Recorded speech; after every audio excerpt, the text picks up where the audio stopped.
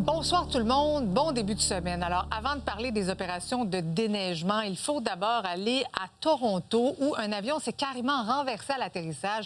Il y a plusieurs blessés. Toutes les équipes d'urgence, bien sûr, sont déployées. Étienne, qu'est-ce qu'on sait à cette heure-ci? Oui, c'est un avion de la compagnie Delta qui arrivait de Minneapolis. Vous voyez les images spectaculaires. L'avion s'est renversé sur le toit. Ça, c'est incroyable comme scène. Ça s'est passé donc en milieu d'après-midi. Rapidement, les passagers ont quand même été en mesure de s'extirper de la carcasse de l'avion. Mais imagine le stress. C'est incroyable. Un avion dans lequel il y avait 80 passagers.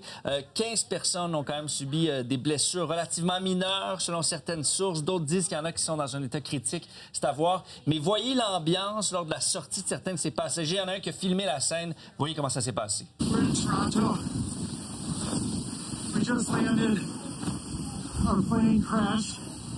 It's upside down. Oui, l'avion qui s'est renversé sur le toit.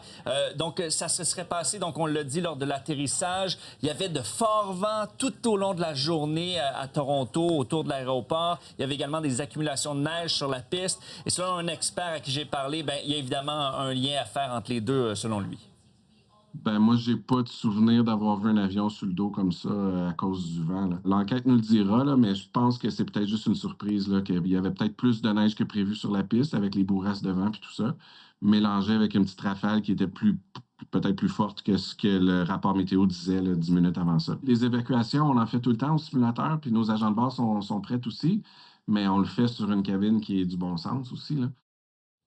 CRJ 900, ça, c'était le modèle de l'avion fabriqué par Bombardier. Là, présentement, il n'y a aucun vol qui atterrisse ou qui décolle de l'aéroport Pearson à Toronto. Plusieurs, d'ailleurs, vont être envoyés à Montréal. Donc, on en attend davantage dans les prochaines heures. Mais on va surveiller l'enquête et la suite des choses. Ça frappe l'imaginaire quand même, ces images. Merci beaucoup, Étienne. À plus tard.